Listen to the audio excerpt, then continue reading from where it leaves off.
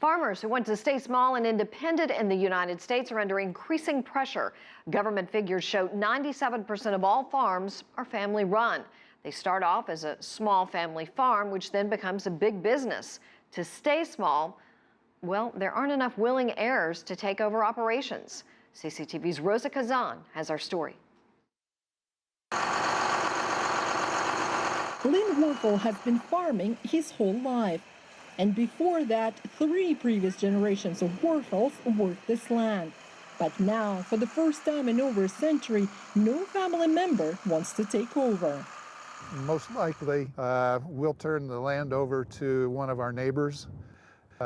Neighboring farm families have sons who are keenly interested in farming, and they all keep a really sharp eye on me. Werfel, now 75, says his own 5 children, who all found jobs off the farm, witnessed the farm crisis of the 1980s, when low commodity prices and high interest rates drove thousands of farms to bankruptcy. For the farmers who went out of business, who lost their business, lost everything except their life, that was really hard. And my kids picked up on that. And they decided they didn't really want to work 20 years and then start over.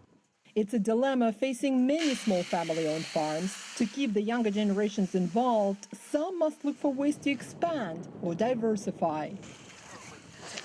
Like the Kilgus farmstead in Illinois, a small dairy farm, they also raised corn and soybeans.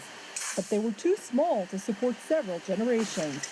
So when Matt Kilgus's cousin said they too wanted to farm, decisions had to be made. We weren't interested in milking 500 cows or becoming, a huge dairy farm. And so we started looking around, and we realized that in Illinois there was no one else doing a farmstead bottled milk. Kilgus says building their own bottling facility and adding goats to the operations helped create more income. No longer dependent on grain price fluctuations, the farm now supports 5 families and employs 3 full-time workers. But many farmers still face a shaky future. Experts say making a profit for a small family-owned farm in the United States can now be a struggle. While commodity prices have dropped, the cost of inputs like land, machinery, and fertilizer have remained high.